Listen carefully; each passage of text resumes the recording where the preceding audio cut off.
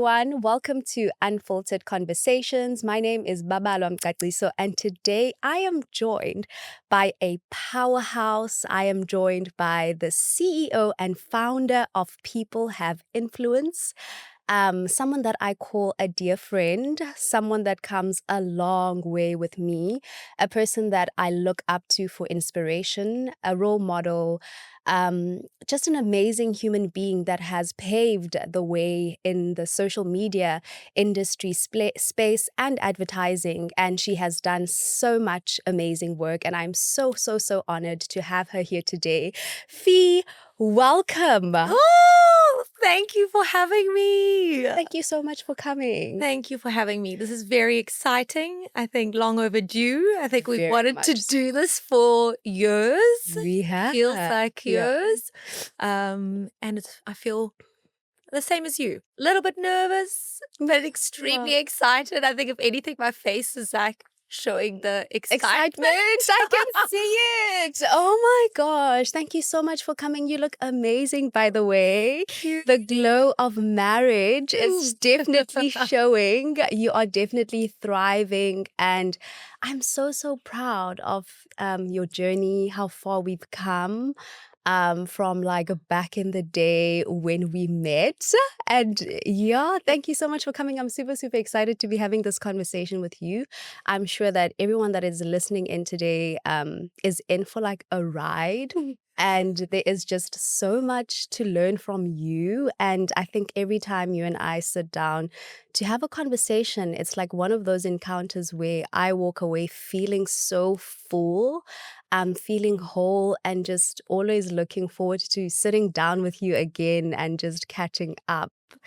Yeah, so tell me, how have you been?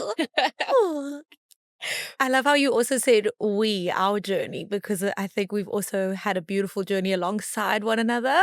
Yeah, And absolutely. so I'm just as proud as you are of me as I am of you. Oh, thank you. I think your journey, even becoming a mom, and from where it all started, I mean, the history between the two of us and where we first met, and looking at who you are now, where you stand, what you stand for, the incredible mother that you are, incredible content creator. I think a lot of people do not understand the amount of work that goes in behind the scenes. That's true.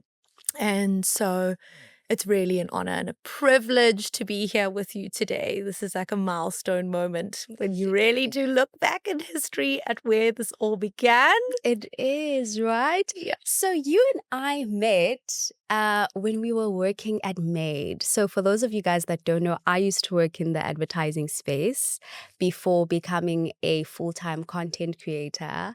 And Phi and I met, like, I think I was still, we were young. We were young. You might even have to put a clip in here of the two of us back then. Literally. I mean, I think you had 8,000 followers. Yes. Bebe. Literally. Guys, Bebe. yes, Bubs did once have 8,000 followers, okay? She also started from somewhere, and you've grown your page. But yeah, Instagram wasn't necessarily even a huge thing back then. Influencers, I think in 2018, that is when really the influencer wave started hitting South Africa, and when it was a predicted trend to start coming into South Africa. Obviously, it launched in the US, in Amsterdam, 1 or 2 years before that.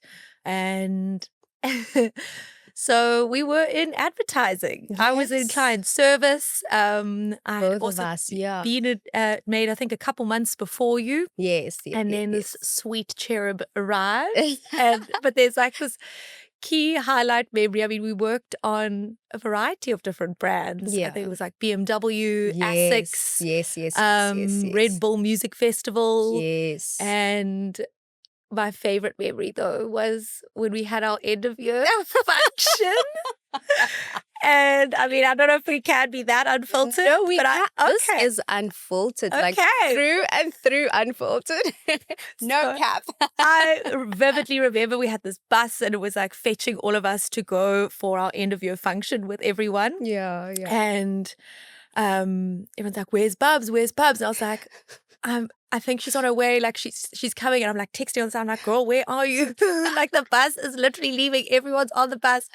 She's like, I am so unwell. You were like, I'm really, really sick. And I was like, what do you mean? She's like, I'm vomiting. I'm like, what? Girl, like, are you hungover? Like, you do not normally party during Like weekdays. that, girl. Like, was it a Thursday yesterday?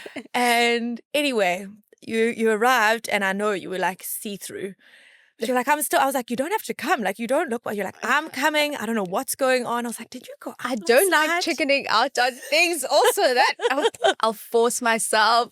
So, and you did. And we got on the bus and off we went. I think we went to like Elgin. Yes, we did. Yeah. And anyway, you felt better, and we had a absolute really good time. Really good time. We had a ripper that evening. We're going down the slides and on supping boards, and then fast forward when we really worked out the true reason you were not hungover, you were pregnant.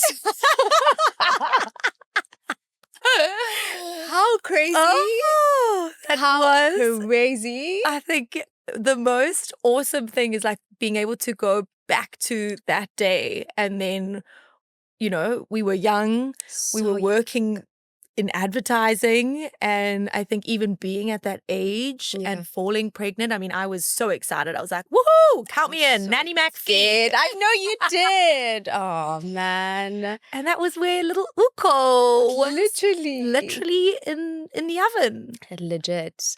Yeah, fast forward now, like to think about how you were always like my person that I could just come to with everything. It really just is a sentiment of the person that you are, you know, like you are. I think a lot of people know you as like the Miss CEO, and you know, but I know you on a level of like me being able to speak to you when I'm at my most vulnerable stage, and just our journey, and how now looking back we are these women that are entrepreneurs, and when people look at us they just see these powerful women that just have everything put together, you know, not knowing of the journey and where it started. You know, you're reminding me so much of everything from back way in the days, you know, and you and I working together, and how PHI came about. I remember when you said that you're starting this thing, I was like, oh my gosh, are you really leaving? And you were like, you had made up your mind, you know, you were like, no, I really am leaving. I've got all my ducks in a row. This is really what I want to do. And I'm going, you know? So tell me, how did Phi come about? Like PHI, and it comes from your name, actually, which is so amazing. It does, because it is absolutely everything that I represent. The company's not called Influencers Have Influence. I actually think there's quite a negative stigma attached to the word influencer. At the end of the day, we're people. We're not robots. You're not a robot. And we've got emotions. We've got anxiety. We have great days. We have sad days. And I think that's really what I wanted to embody. And I actually had decided that I wanted to start PHI. I think it was about a year before I joined Made. Really? So I was at Have You Heard agency. And I mean, I've always had a love for people. I mean, I studied neuropsychology. I studied sociology. I like love meeting strangers. And we were actually running a massive event for Jamison. And at the time, I remember my line manager was like, Phi, like the event is looking so great. All is in order. Okay, but now we need to move on to the guest list. And I was like, amazing. Who are we calling? And they're like, well, we need your help. We need 500 packs. We need 500 people to invite to the event. I'm like, cool, by when? And it was a Wednesday. And they're like, we need it by Friday. I'm like, okay, well, give me the boardroom, give me 2 days, but like, I don't want to invite just anyone. Like, they've got to be whiskey drinking, whiskey loving. Otherwise, you're going to have this group of people that are just coming for the wrong reasons. So we need the right people. So I start obviously going through my contacts, developing our little questionnaire just to understand like your favorite type of alcohol. And eventually I'm like a day in, and I'm like 250 people in. And I went to my line manager. I was like, is there not someone that we can phone and say, I'm looking for this amount of people between this age and this age that like this, drink this, go here, hang out here, and like have these behavioral characteristics? Yes. Just like, no, Phi, otherwise we wouldn't be here. And in parallel to the Jamison account, I was working on Hunter's Start Something. Okay. And so that was like artists about to start something, and they were starting from their garage. And I just, when she said no, Phi, like otherwise we wouldn't be here, like this light bulb moment went off. And I was like, I love people. I've got a phenomenal, beautiful network of people. And I do believe that I treat people like human beings. And what if I started this people management agency and was able to represent people and help people align with like iconic brands? And that's when it kind of like hit me, and I was like, this is great. So I mentally decided that I was going to start. And, when you say like start, what does that mean even? And I remember like literally having a piece of paper, writing all the things that I really wanted to achieve, the why I wanted to do it, the what I wanted to do, the how I wanted to do it. And I left the when till last, because a lot of people are like, I'm starting a podcast on Friday. And like you're starting with the when. The when instead of everything else. Yeah. So I decided to start, and I resigned, and I then went to start the company. But I realized I'm like, you can't just start from scratch. And I was like 2 months in, I'd come up with the business plan, and eventually I was like, I think I need to work part-time and then start the company on the side. So that is when I saw an ad out from Maid Agency looking for a part-time client service manager. And I was like, well, those stars align, let me go in and apply. And so I got the job, and it was supposed to be part-time. I was supposed to be working half days. And so that slowly turned into, I'm going to start and work half-time. And I think you can probably relate to that when you're trying to do two things. It's like, I want to give it my all, and I want to give it 100%. And that's when we got the ASICS account, and we were launching the new book jersey. And then I got Red Bull Music Festival, and all of a sudden I was the first one in and the last one to leave. And this idea of starting so hard, PHI just like slowly withered away on the side. And I mean, I was even witnessing you, and you were, had 8,000 followers at the time. And I was doing my research from abroad and saying like, this is going to hit South Africa. And I just realized, I'm like, I didn't leave an agency to start another agency again. I really want to start this. So there has to be like this end date in mind. And I don't know if you know this, but so I made it very clear when I started Made. I was like, I am starting a company. Okay. I'm going to be working part-time. And then after 6 months, I said to them, okay, I'm going to give you my 3 months notice. And they said, cool, Phi, why don't you like pitch your company to us? We would love to get involved. Yes, I definitely do remember. And I was like, oh my gosh, amazing. I mean, I hadn't even launched yet. So I put together the business plan. I took them through the whole idea. And essentially they were like, we want to help you. We want to help you with accounting, building your website, building the tech, and doing the brand CI. And I was like, rainbows and fairies, this is amazing. And I remember trotting home. I was living in a digs at the time, and one of my roommates, who is now my husband, which we'll get to. No way. I didn't know that. Yes, when we were at Made, he was actually one of my digs mates. Wow. And I remember skipping home and being like, this is amazing. They are going to help me, and they are going to do this and this and this. And he was like, they're going to obviously want half of your company. I was like, never. There's no ways. Like, they are so kind. They're going to do all this. I wouldn't say for free, but like maybe 1 or 2%. And I mean, worth it at the end of the day. I don't have to do all of that. So true as Bob, I went back, and, they said, cool, we want 45% of the company. And I was like, I haven't actually launched yet. And I remember phoning my mum. My mum is my everything. And we're even called the clones because we look similar and sound similar. Identical. Literally, like when I see your mom, I see you. And when I see her, like it's crazy. When I see you, I see her. No, she is phenomenal. And even then she's like, my darling, if they are wanting to buy half the company and it does not exist yet, like, imagine what you could do on your, like try on your own. And if you fail, then reach out for help. But like first give it a go yourself. And then when I did actually say, I was like, cool, Mom, I'm resigning. I'm going to start South Africa's first influencer management agency. It was actually it was called Mima to begin with. Well, that was like my brainstorm name, micro influencer management agency. And I'm going to leave my job. And then she was like, whoa, actually, I didn't realize you were going to do it. Like, are you having a midlife crisis? What is an influencer? Like, and our parents didn't know at the time. Well, some of them still don't. I don't know if my mom still knows. She sometimes says to me, she's an influencer. I'm like, Mom, I'm absolutely not an influencer. I've got like a private account. She's like, what is private? I'm like, okay, let's have a sit down. Completely two different generations. Really debunk this. So yeah, I'm grateful. I decided to back myself. I'm grateful that I had the support system around. I say support system, but like friends and family also saying like, just go for it. You can do this.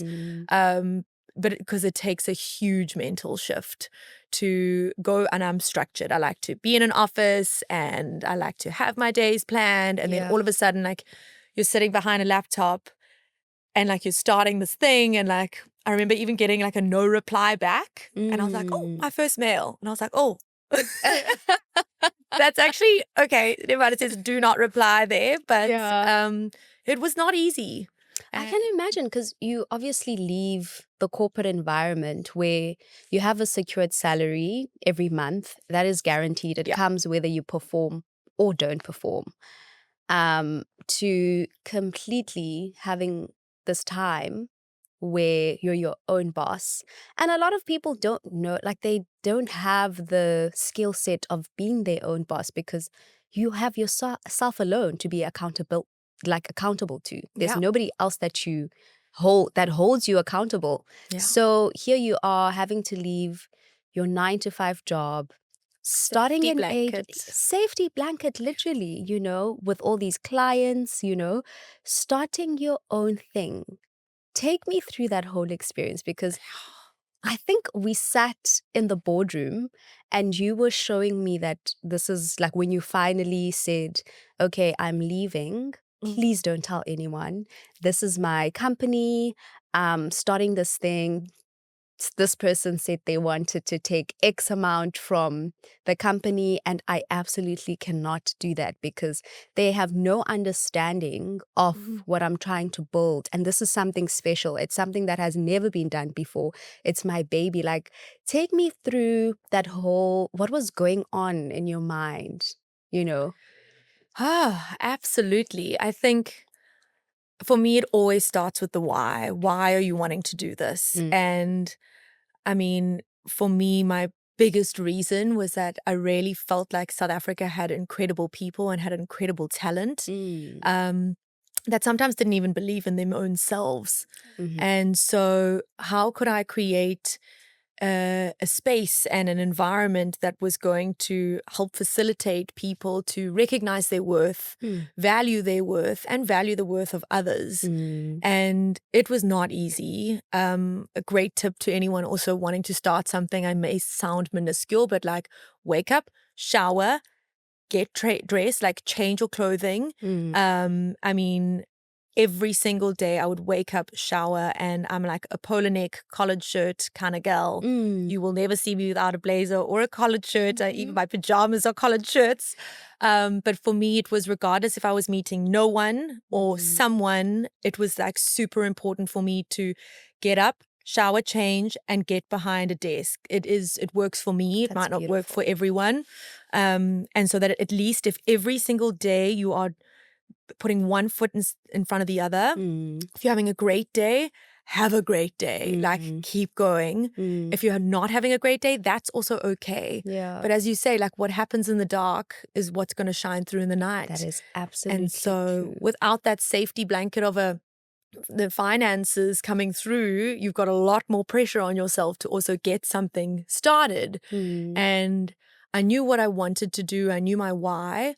But there were also things I knew I didn't want to do. And that kind of was not the norm in that period of time. So like a model agency, which, I mean, a lot of model agencies existed then, they would have this like exclusive base of models that are assigned to them and that therefore couldn't get it work through anyone else besides them.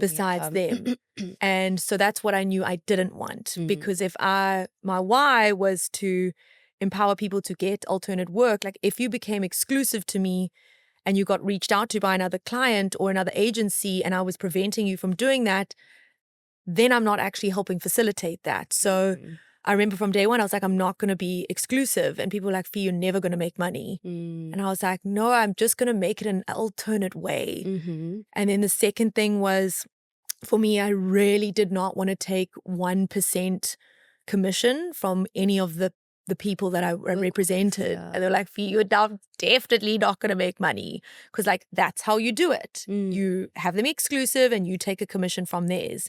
And I said, well, I'm going to take a little bit of my learning from the advertising world. So when you see like production, you've got hard costs and agency costs.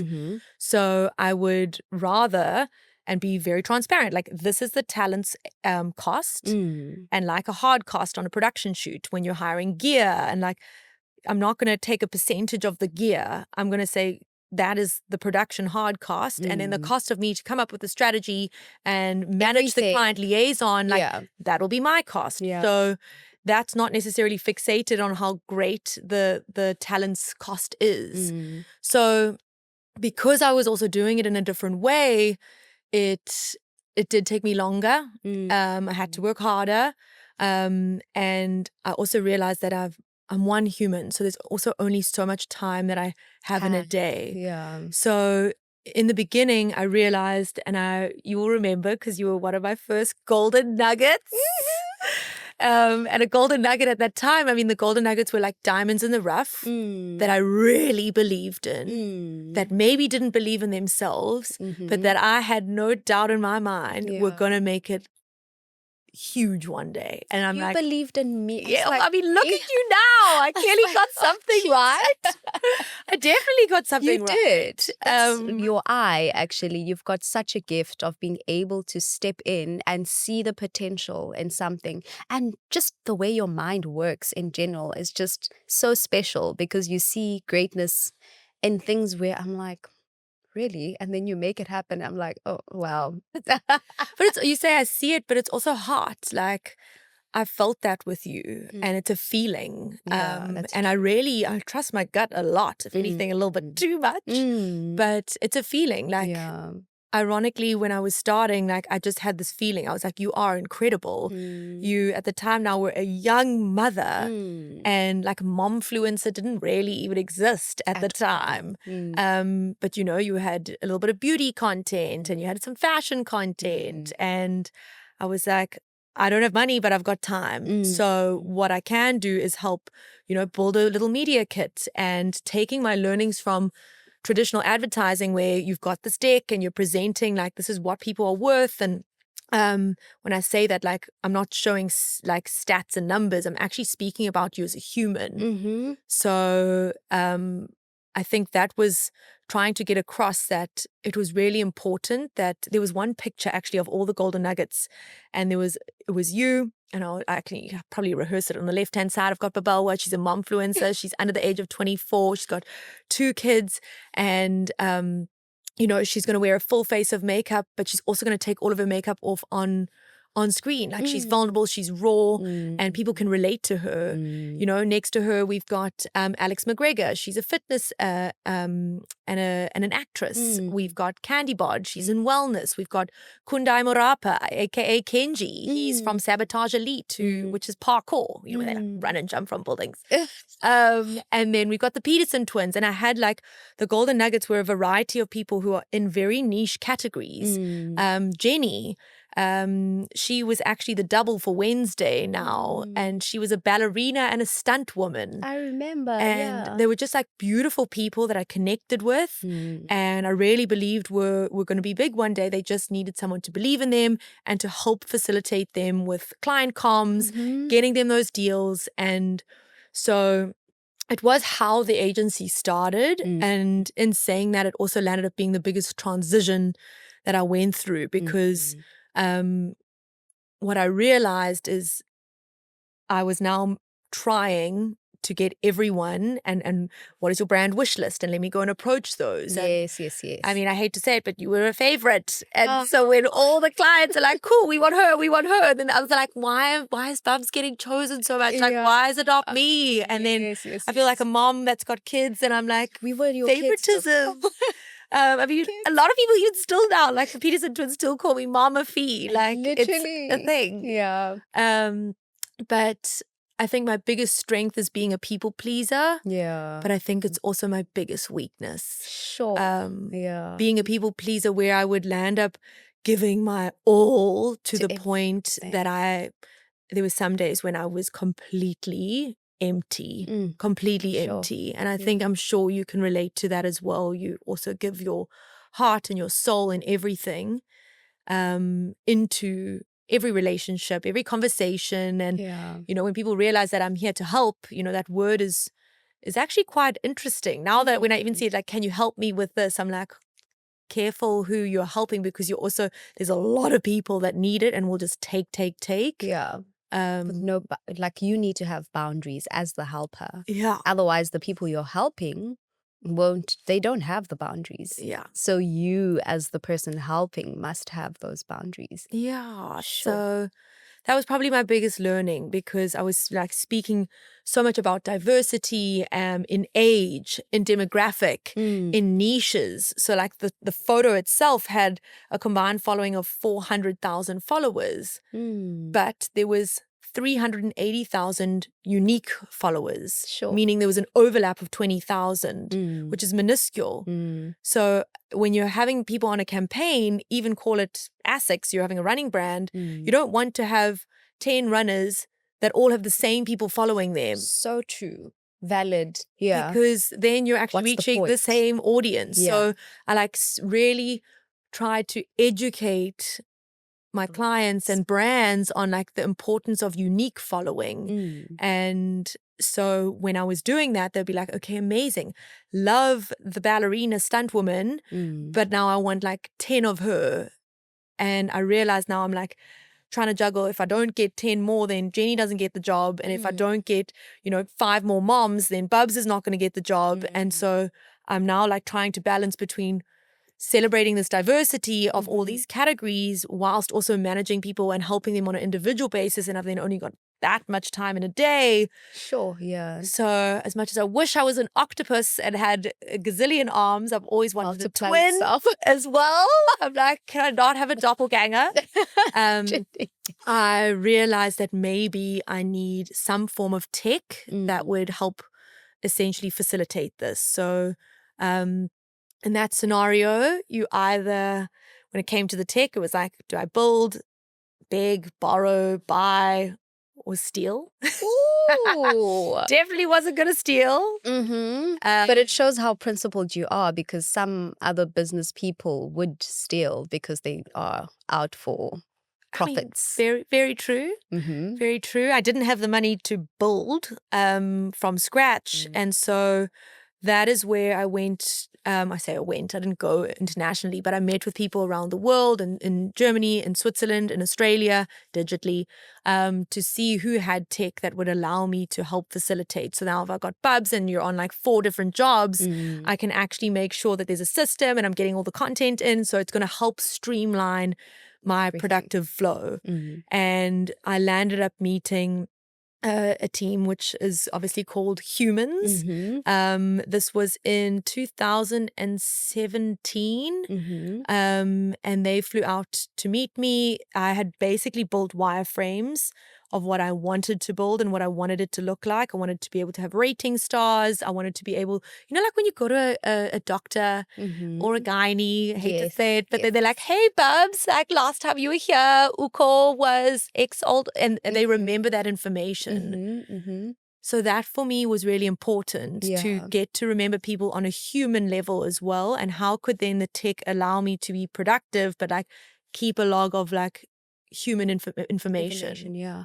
So they flew out, they met with me. The tech looked great. And I mean, what now, 7 years on, I'm still utilizing it. So we're one of their gold partners, and we're not humans on the other side running it. We are people of influence utilizing the tech. And I've got a great relationship with them. I'm like, you need to add a button here, change this.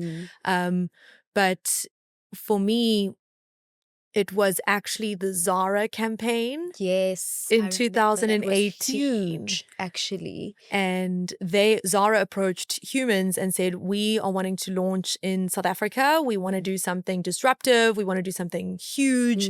So they had the tech, but they didn't have someone that knew how to use it. And that was where I plugged in. Yeah. And it did. That campaign, I mean, it landed up being Africa's largest and most successful influencer campaign to date. Yeah. But for me, you can imagine in 2018, it's like, I want to work with an influencer. And then people think, okay, let's find a major celebrity with 1 million followers and pay them 6 figures, or 60 digits on the end. And I was like, I really don't think that's the way. I think we should rather, same budget, but let's use 600 micro influencers, and really who love Zara, shop at Zara, are real, and have a minimum of 1,000 followers, and like no more than certain amount, 10,000, at all. And I mean, like, that is crazy, Phi. I'm like, I know. And that campaign drove so many macro influencers insane. They were like, why did I not get shares? Literally, and it was some macros that were a part of the bigger scope of the campaign. Yeah. And then the micros made a trend. They did. They literally made everyone feel like, oh my God, how can I remove the followers? No, it was, and I'll confess, at the time, it was myself, the tech, and I had one intern. Imagine. And so you can imagine, I remember humans said, like, Phi, are you sure you're able to handle all 600? I'm like, I have got it. And he was a little bit nervous as well. He was like, I'm putting all my eggs in one basket. I'm going to rather find a person in each city to each do 250 people. You can do Cape Town. And I was like, I can do all 600. I've got it. And he was like, okay, well, let's just start with 250. Yeah. Briefed 4 different agencies to handle their load.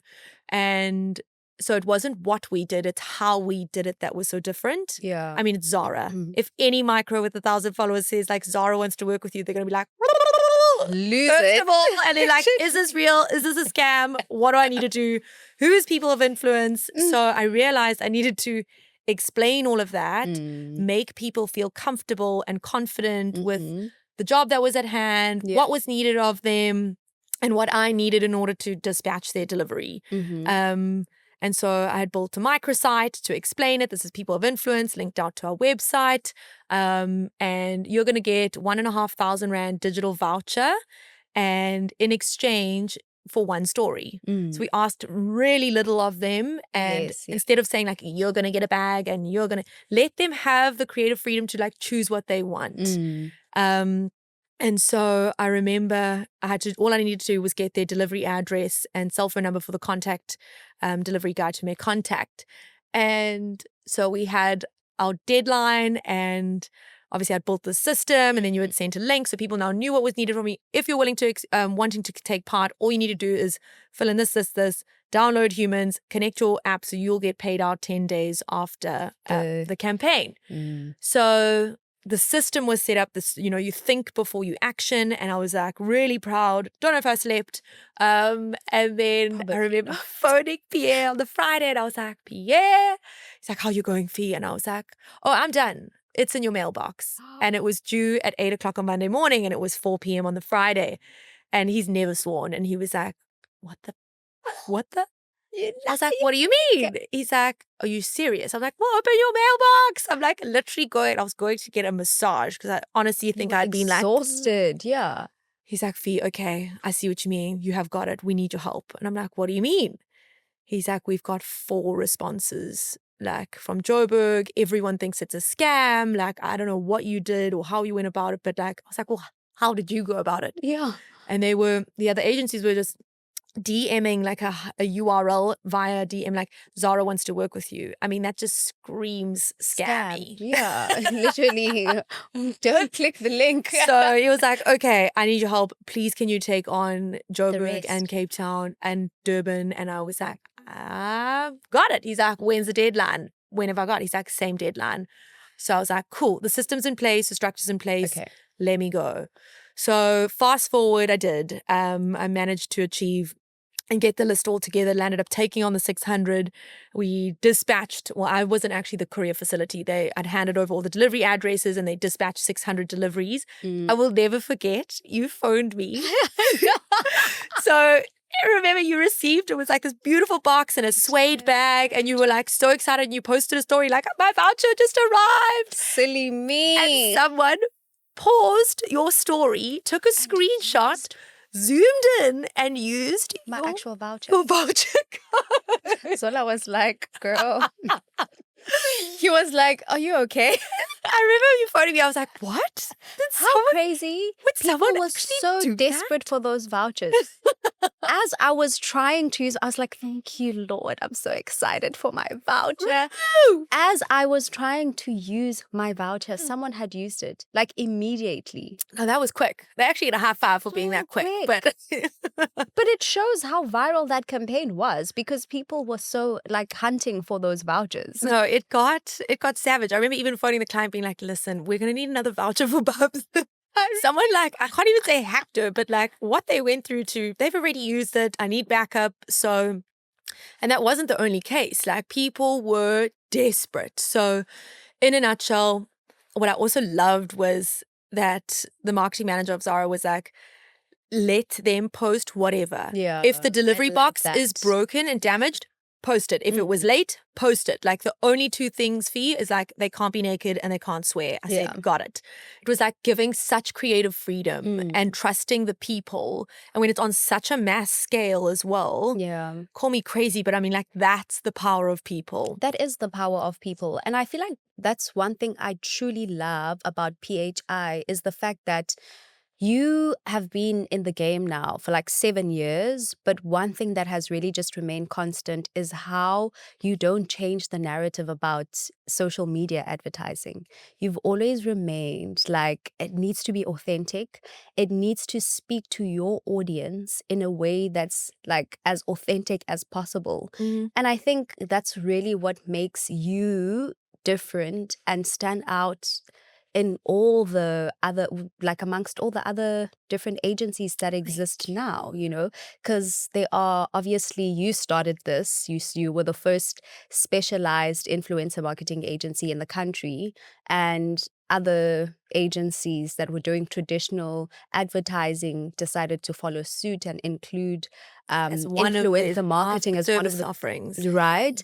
But I think for you, it's like every campaign that you come up with as an agency, you can tell that it remains true to an audience. And whenever you speak to us, even when we have meetings, you say, if this is a campaign that you see aligns with you, put your hand up. And if you feel like this doesn't resonate with who you are as a person, and if it's going to be very disengaged with your audience, please don't participate. And it's something that I truly admire about the agency. Yeah. And you guys have grown so much. So you went from doing things by yourself. Maybe like phoning finance and then like, right, like here she is. Imagine working so many hours, and I feel like it's definitely just paid off. You can tell, you know, you've recently moved into a new office space, and you have how many people under your team now? So yes, we have grown. We've got, I think it's 11 full-time. And I now also lecture at UCT. It's been about 3 years now. This will be my 4th year. Congratulations. I lecture influencer marketing to the 3rd-year BCom grad students. Wow. And then I've started a little grad program that takes some of the top students into PHI for an internship. And if that goes really well, then they're able to stay for full-time work. I mean, Justine's been with me now as well for 3 years. She's gone from intern junior campaign manager. She's now a senior campaign manager. Wow. And I think just going back to what you said, like what's changed is maybe I'm growing up in my role, and my goal is to teach and educate my team. And you are right. Every single onboarding call that they do, like, I mean, I used to do every onboarding call and every presentation, every pitch, and now I've taught my team. I feel confident and comfortable with them. There's so much trust. And they will on every campaign. It's like, okay, the brand wants to work with you. And now the question is, do you want to work with the brand? Yes. And we're not transactional. It's not going to be like, hey, Babalwa, we've got this post and we need 2 deliverables for X amount of money. Are you available? And I need to buy tomorrow. I know. Of which a lot of these agencies are doing. Like, I don't mean to speak ill, but like, you guys are so good at making sure that the people element has always remained. And still today, it still remains, of which I feel like advertising on like on the digital platform is slowly going to come back to what it used to be, which is exactly what you guys do.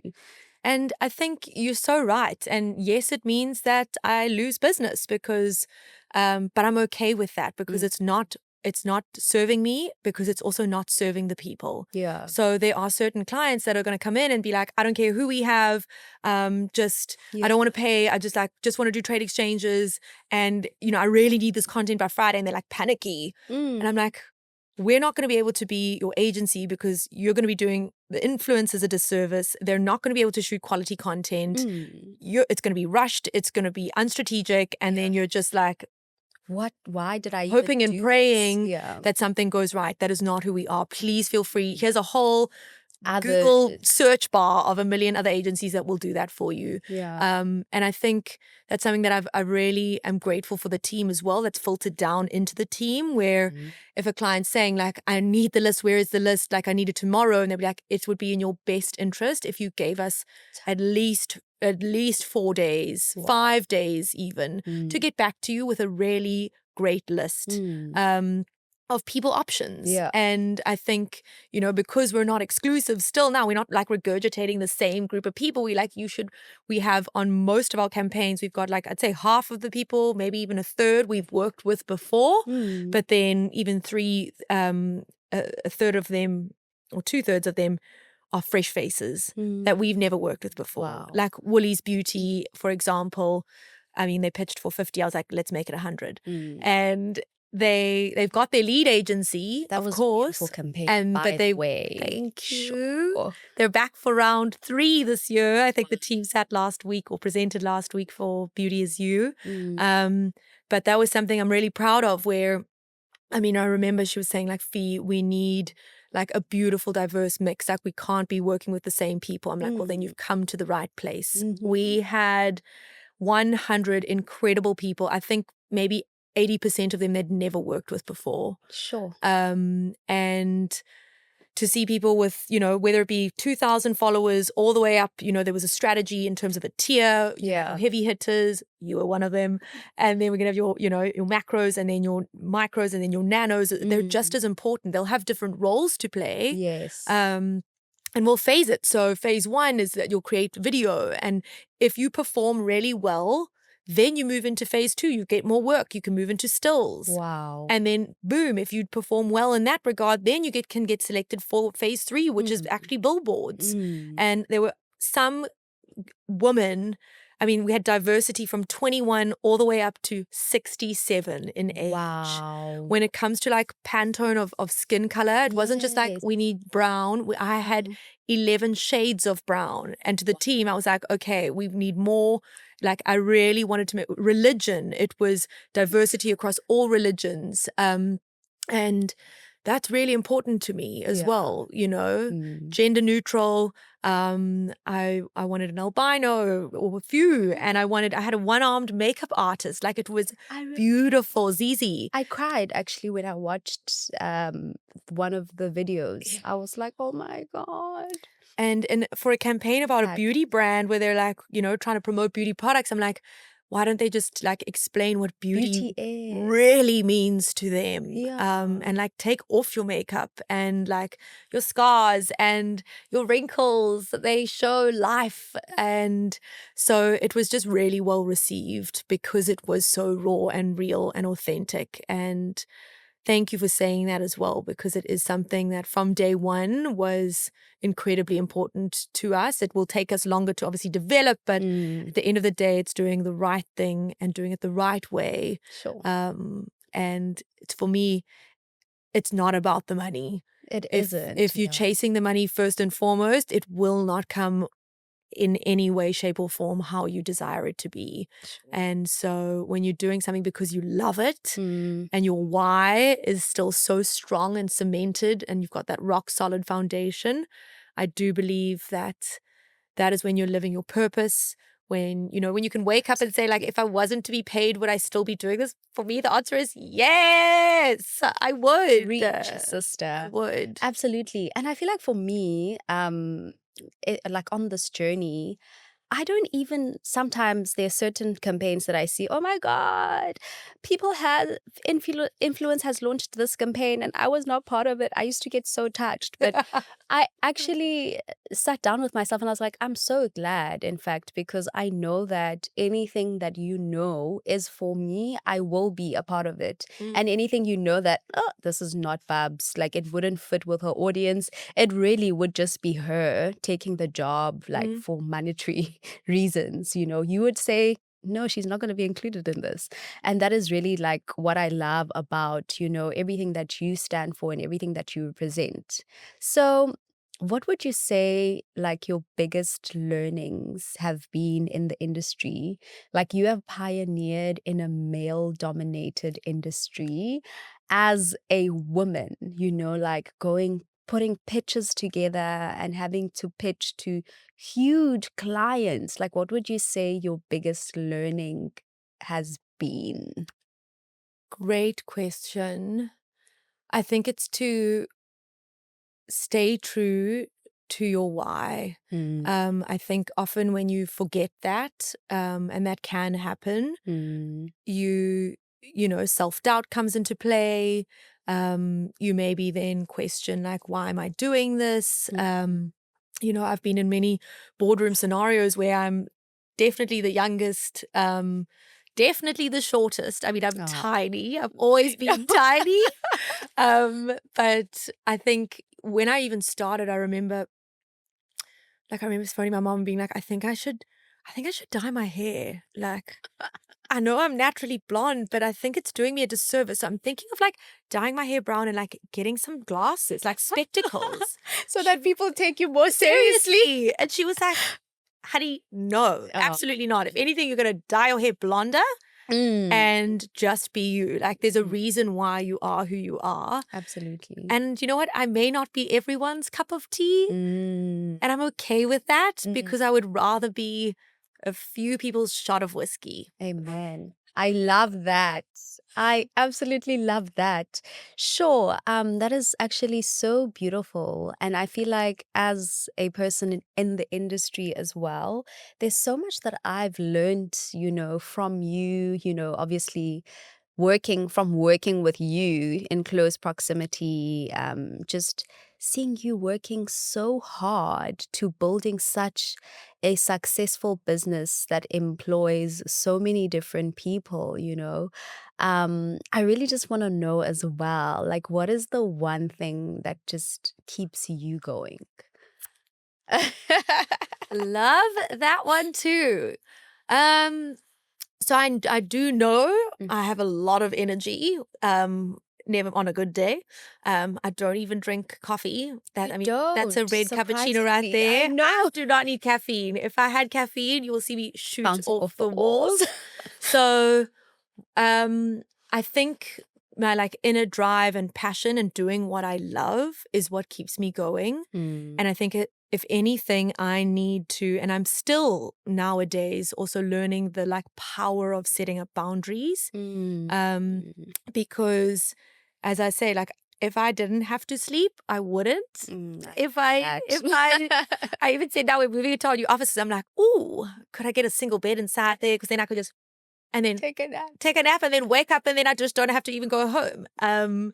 But it's like incredibly important. I know I'm an Enneagram 1. I am very structured, I time check myself, and I'm like, cool, that took you 46 minutes. Okay, maybe we can like do that in 32. Okay. So I know I'm quite hard on myself. And so it's incredibly important for myself is set up boundaries to realize like you cannot be the best version for everyone else if you're not the best version for yourself. Sure. So I definitely take my hat off as well to my husband, who is my absolute best friend and has been with me from this or throughout this entire journey.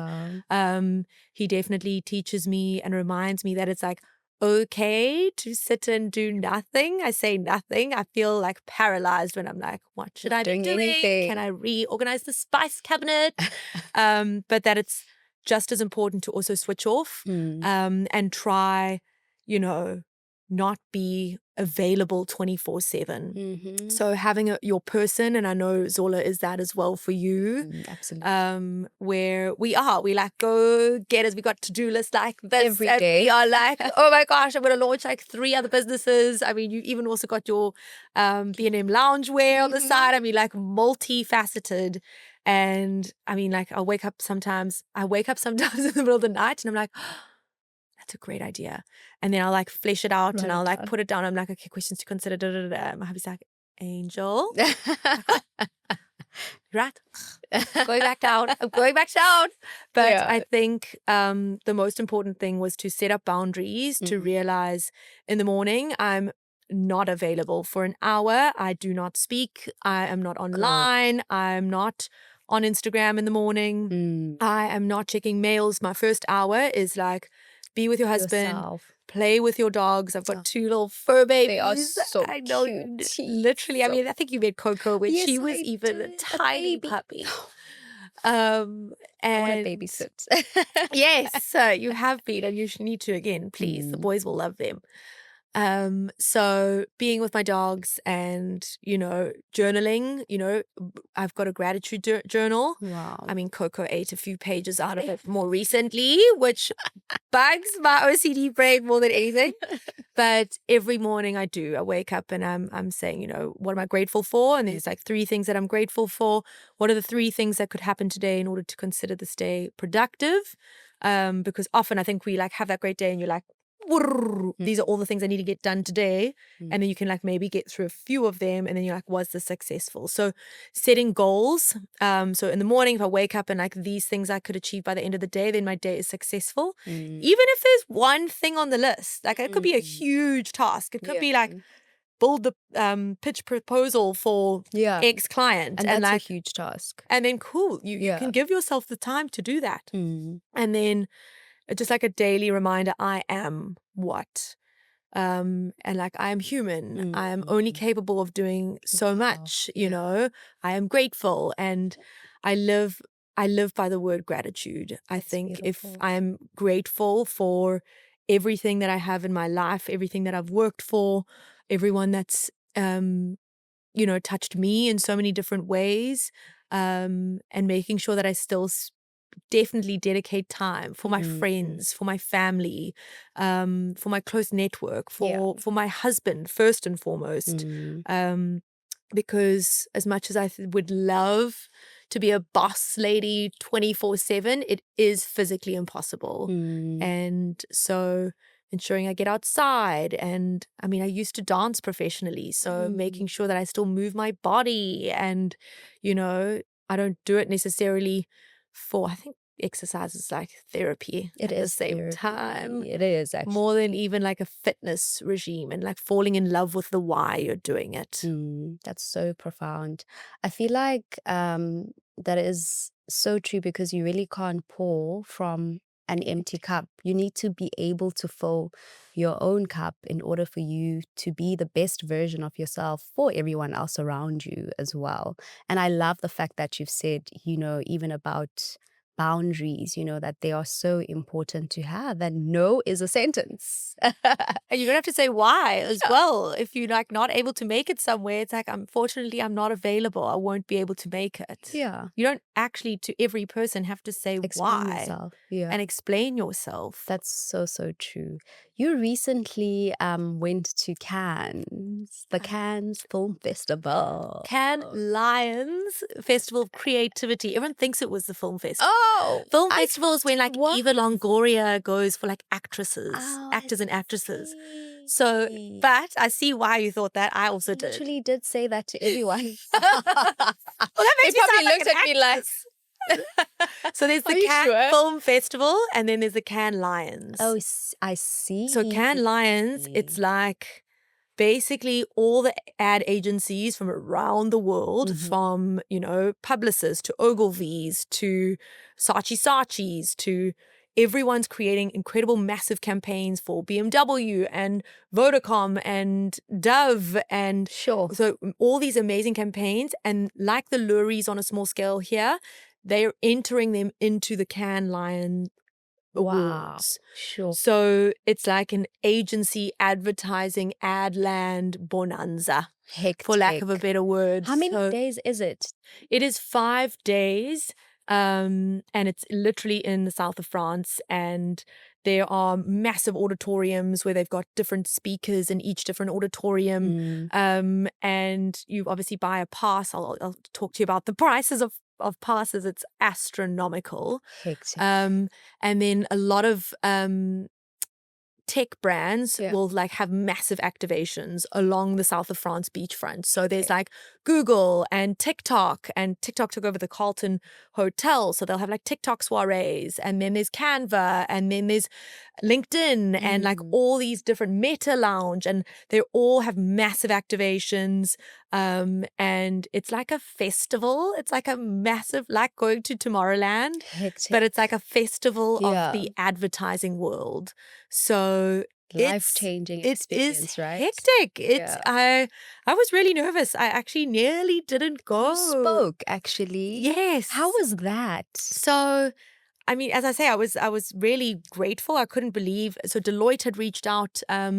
Essentially, they put on a panel discussion with the CEO of WFA, which is the World Federal Advertising, and IARD, which is the International Advertising of Drinking Responsibly, Responsible Drinking. And they put this panel discussion on with the CEO of WFA and IARD and Diageo and Heineken, and they basically wanted me to speak on my expertise in the world of influencer marketing. And so, I mean, I was like, that sounds amazing. Like, I don't live in France, though. So, like, if you could spot me with a ticket, that would be amazing. Yes. And just to clarify the prices of tickets, because I was desperate to take you wanted with. to go so badly. It would have been such an experience. I put this whole proposal together, and I was like, for you and I to go, and I, basically said you can have it from a point of view of an advertising agency, but then also have a point of view from an influencer point of view. And I built this. I mean, they said, Phi, we can try, like, put something together. I think they thought I was going to send a 1-pager. I'd never do that. So like this full-blown proposal, I'm like, meet Babalwa, meet Phillipa. And it was like, this is what we can bring to the table. These are panel discussion talking points. Like, what we're going to need is 2 times tickets and 2 times flights. Even if it's a contribution to it, we'll pay for the rest. Yeah. They were like, whoa, Phi wasn't expecting a 20-slide deck, but like, this is epic. We've put it in front of IARD and we've put it in front of, But unfortunately, no, if you are able to make it on your own, like, we hope you can be here. And like a ticket for Cannes, just to put it into perspective. Just to be there. Just to attend. Yeah. There's different categories. So there's a creator pass, which is like 2,000 euros. Convert that into that's about 30,000 rand for 5 days, but that's like the cheapest one. So you like don't get into the air-conned auditoriums, and you get to the creative rooftop. But it was still a phenomenal experience. I really was grateful for, and I went for that pass. But if you get the gold pass, which means you have access into every single different auditorium, you're looking at like 7,500 euros to 8,000 euros. That's like 120 to 140,000 rand. Sure. for 5 days. Excluding the travel. Excluding the travel, excluding accommodation, excluding water, which everything else that comes with it. So, I mean, I didn't actually stay in Cannes. Accommodation, you can imagine. There's like 10,000 people that go. Imagine. So I stayed in Nice and I trained in for €1.70 a day. And yeah. I feel like that's the best experience though, because you get to see the people being on a train. Like I feel like and on the south of France, I'm like, definitely would prefer that. Absolutely. But you have to come with me next year. I definitely will. Okay, we're saying it here. Amen. We are claiming it. We will get it. And you met Stephen. I did. Stephen Bartlett, like he's got one of the biggest podcasts in the entire world. He's the number one podcaster in the world. He was UK's literally Spotify podcaster of the year. He's now on Dragon's Den, which I don't know if you watch. It's like an entrepreneurial show where people will pitch their brand ideas and then they'll either invest in it or not. Yeah. I mean, he's phenomenal. How was that experience? For those who don't know, it's Diary of a CEO. Yes. And it's Stephen Bartlett, and he doesn't even know it, but he was my mentor over the last 7 years. His book is next to my bed. I remember. I don't watch movies on airplanes. I literally watch documentaries on like successful business owners and Stephen's Secret to Success series. And so that's the funny story. I did not have the pass that gave me the access into the YouTube lounge at Cannes. Yeah. So this is the this is the Unfiltered. You have to break it down. So I'm on my panel discussion at Deloitte. I finished my talk, and then afterwards I had people coming up to me asking questions, and it was amazing. And then basically the CEOs, they were like, Phi, where are you going to next? And I mean, I had no plan. I was there by myself. So I'm like, I've got a schedule, and I'd made my Excel sheet of which talks I wanted to go to.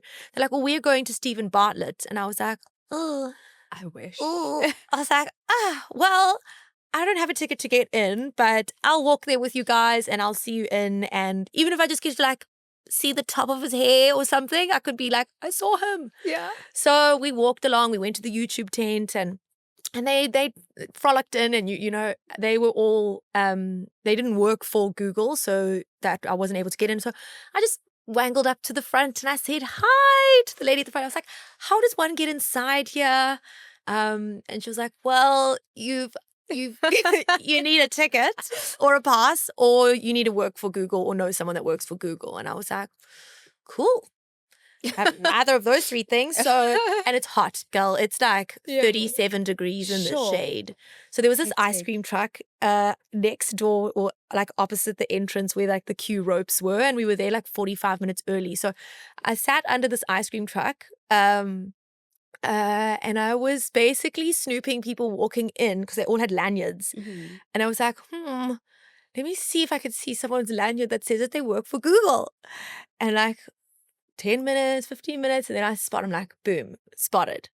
There's a guy who works for Google. He's from the United Arab Emirates. I'm going in. Hi, my name is Phi. I'm all the way from South Africa. And I would love to introduce myself. It's like, hi. He is confused. Yeah. And I'm like, I really just wanted to ask you a really big favor. If there's any way that you could say I'm your +1, I just would love to watch Stephen Bartlett. And I'm like quivering, shaking. And he's like, I don't know if I can help. I'm like, well, apparently you just need to say I'm with you. And then once I'm in, like, we can part. I'll be off your back. I was going to say, like, I'll get you a drink, but everything's free inside there. So I'm like, I just need to. She's like, well, if it's that easy, let's give it a go. I mean, you've got balls for coming up to me like this. So in you come. And I stood in the queue. I love that. Fast forward, get inside. Fast forward, the whole Deloitte team were like, Phi, come sit here on the front. I'm like, no. I'm like, I'm just right at the back. And I sat and I like waited and I watched him. Stephen came on stage and he spoke, and I had like tears in my eyes. I was just like, he is phenomenal. He's also so simplistic. He still just wears a black t-shirt because he's like, why waste time on fashion, you know, when I could just be doing more with my day. And he was so real and raw. And I mean, he's from Botswana. So afterwards, I'm fast forwarding, he went to the side, and again, take my hat off to him because he could have just got up and left. he didn't. He like stayed to speak to people. And so there I go. Sure. Along the side. And I was like, I'm going to stand in the queue and I just want to be able to give him a high five or introduce myself. And that's when I had no idea someone was filming that's like that moment. So it was like his Diary of a CEO crew. And when I haven't seen that actually because we spoke about it. Yeah. I'm going to send it to you. I'll send you the link, but because I met him in March and I'm going to fast forward. I was at an AI summit more recently now, and I was in the auditorium and I popped to the bathroom and this guy ran up and he was like, "Oh my gosh, are you the woman in Stephen Bartlett's video?" And I'm like, "Hi." No, I'm like, here in Cape Town. I'm like, "Hi, no, he's like, "It is you." I'm like, my phone's popping off, and my team, like Tanya from my team, is like, "Phi, check this out. Like, you've got to check this video." Like, I was like, what is going on? My phone's blowing up. I'm still on the summit. I'm like, cool. And then I looked at my phone. I was like, maybe I am. He's like, I follow him so religiously.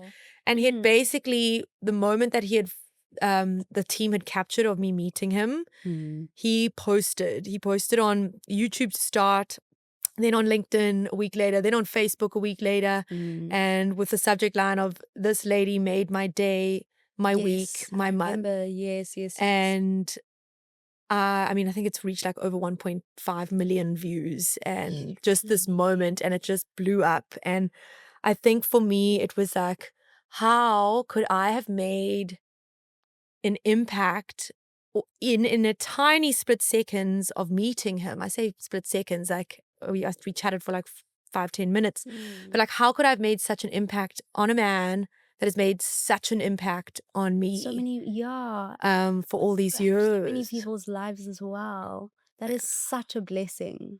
And I feel like, send you the video link. Oh, you have to, please. I need to watch it. I feel like you're very much like the values that you hold are very similar to his, because he's very like people oriented. For him to be at a talk and stay to engage with people really just shows his character. And I feel like those are the people that make it, in life. The ones that remain true to the cause and the why of why they are doing certain things, and they don't like get into this head, because fame sometimes really just changes people, and then they get big-headed, and they Entitled. very entitled, right? And he's just remained true to the cause, and what he says on the podcast and how he carries himself really is the truth of what he lives, which is so beautiful. And I think you're also the same person. I think, well, that's what also he said. He was like, every person that normally comes to meet him is like, "Can I have a photo? Let's have a selfie. Follow me. Please, can you tell everyone to follow me on my podcast?" And I and I remember that I like walked up and I visibly started like shaking, because I also was like meeting my mentor, and I was like, "Hi." And then Latifa over here, I just started drizzling. They were like shooting out sideways. I was like, "Hi, my name is Phi. I've come all the way from South Africa, and it's such an honor to meet you. Like, thank you so much. You've been a mentor." And I go on a little bit, and he's like, "Oh, you're so sweet. Like, can I do anything for you?" And I was like, "Absolutely not.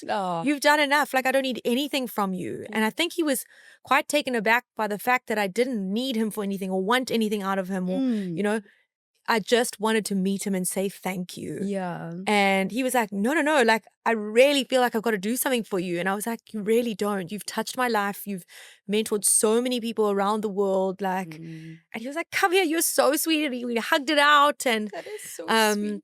And then afterwards, he actually did come up to me and he was like, no, he gave me his cap. Well, that was a moment. That was a moment. But he came up to me afterwards and he was like, "No, seriously, like, what can I do for you?" Man. And I just said, "You know what? If I had like one wish, it would be that you would be able to give a talk in South Africa to people that aren't able to afford a plane and a ticket price to come to Cannes. I'll organize the venue.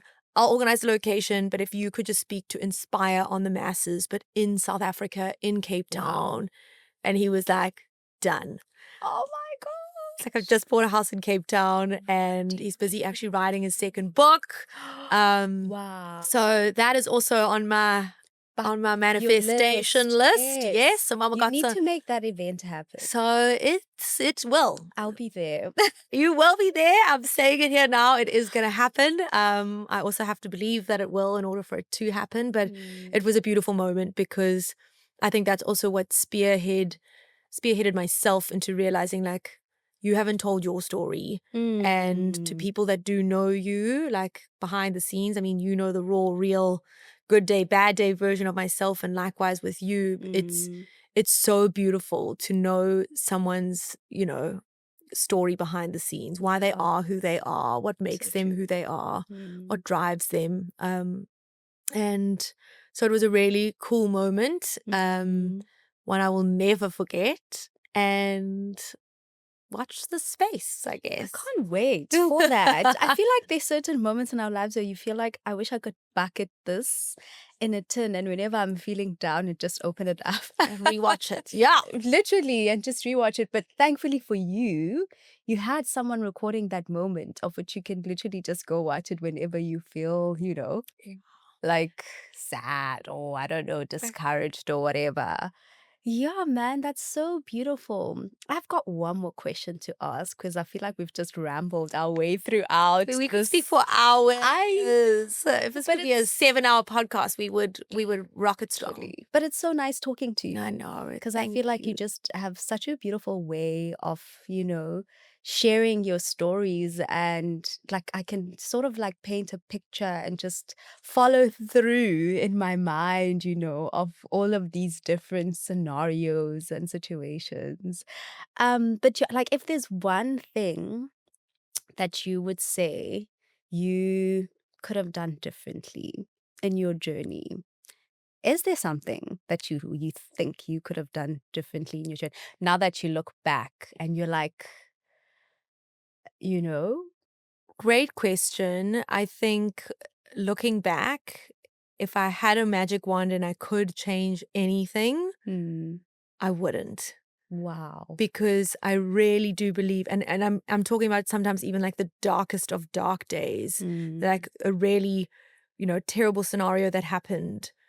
I believe that, I know it sounds so cliche, but all of those moments, every single great moment, bad decision, repercussion, everything happens for a reason. That's and so regardless of what those different scenarios were, they've pivoted and managed to springboard me into where I am now. And so I do believe that if I went back and swapped something with a magic wand, I would then maybe not be where I am here today.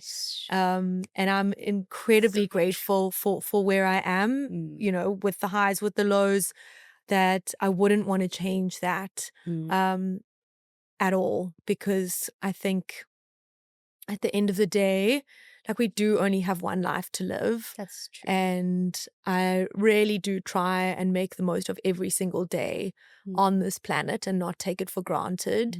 And, I'm grateful that I'm even able to sit here right now with you.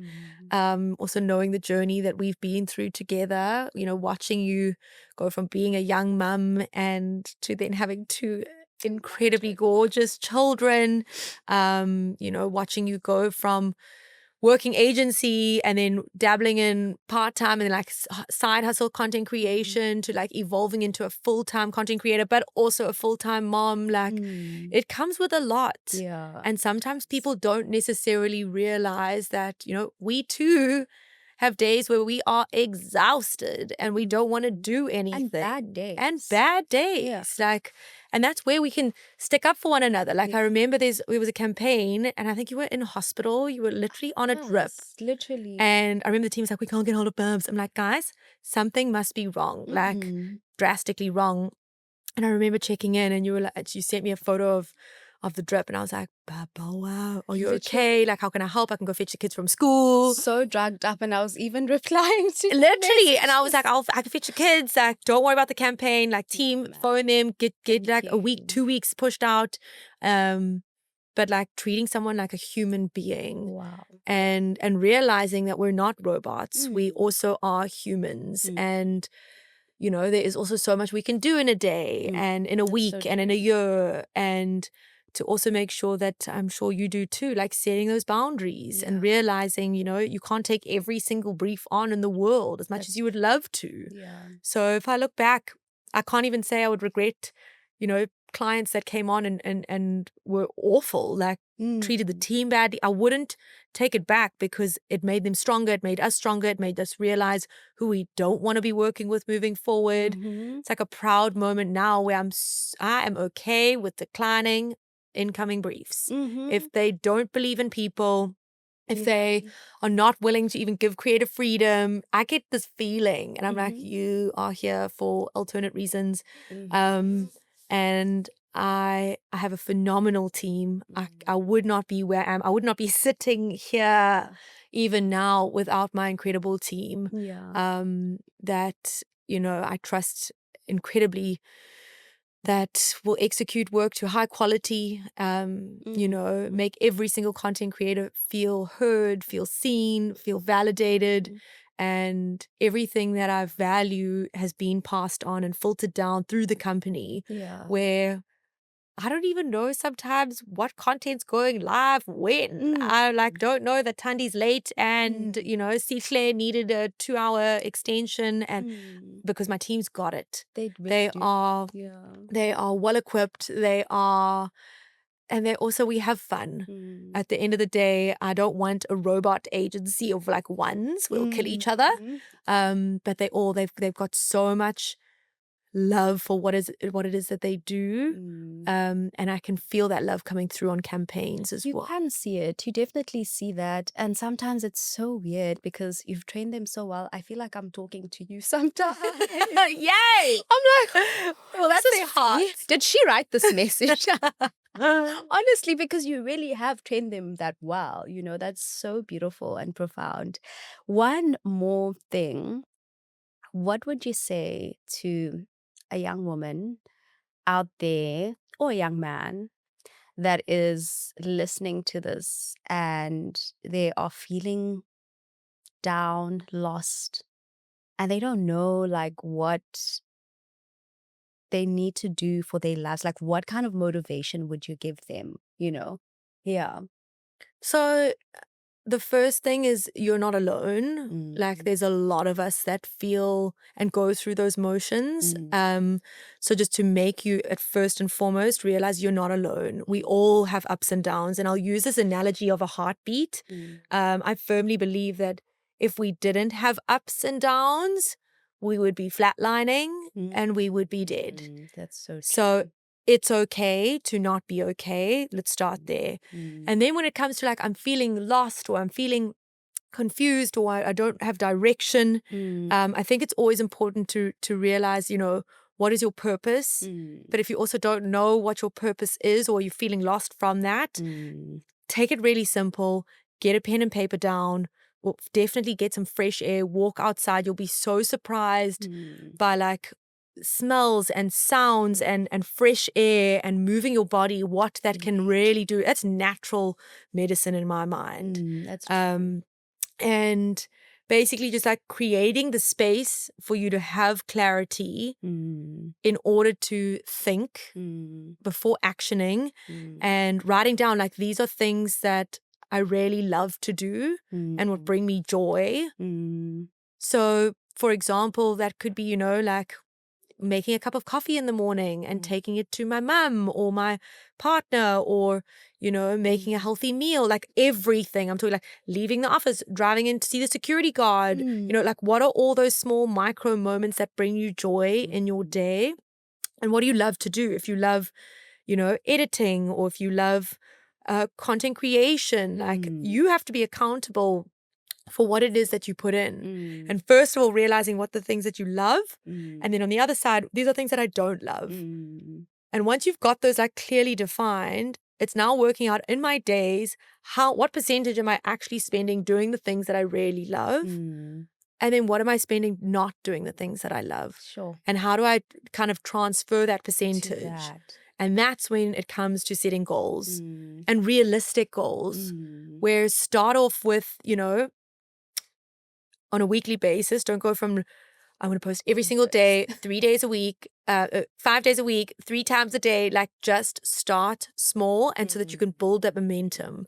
So once a week. And don't try and be anyone else but you. There's only one of you in the world. So why on earth would you want to like try and be anyone else? Like, if you've got this quirky flair, or if you've got this gap in your tooth, or if you've got this one color eyeball, I'm like, celebrate that. And like really hone in on that. Like, your difference is actually what makes you so unique. And, you know, be you. Everyone else is taken. I love that. Oh my gosh, I honestly wish I could talk to you for hours. I really, really do. Thank you so, so much for gracing us with your presence. Thank you for coming. It's a pleasure. What's next for you? What's next for the agency? Oh! What can we look out for, you know, in the next few months, the next few years?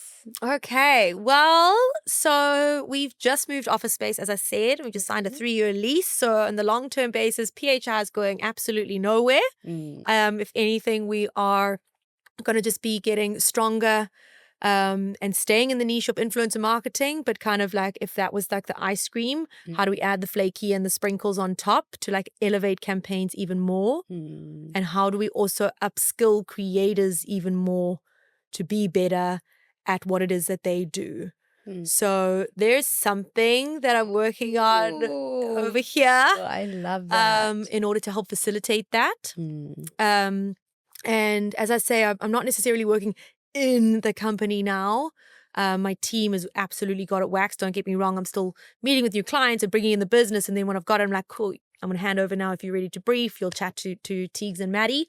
And so I am now working on the business. And what that means is that I can't even share too much, but there are some exciting plans ahead on trying to essentially uplift the creator economy of South Africa. Wow. I'm hoping to also join the IAB board, specifically in influencer marketing. And that's where like a lot of advertising heavyweights come together to try and like, you know, orchestrate rules and guidelines and regulations, because, you know, there are, you know, it's a new industry. And in the beginning, there were no rules and regulations when you get like alcohol and tobacco and all the different industries. So I'm going to embark on that journey. I'm going to keep lecturing.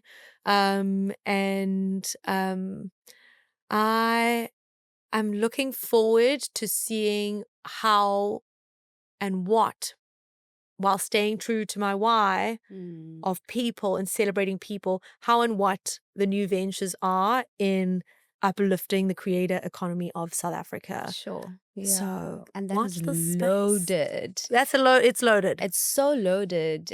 Also looking at the rest of the world and looking at South Africa in terms of where we are, there's so much, you know, so much potential in the country to take, you know, the creative space even further in digital marketing. So I'm super excited to see what the future holds and what you'll be up to next. You know, always super, super happy to be speaking to you. And thank you so much for coming today. Thank you. It was beautiful. See, it was amazing. It really, really was. Thank you. I'm so, so incredibly proud of you. I really am. Thank you. And you know, maybe hopefully I'll be a mama soon.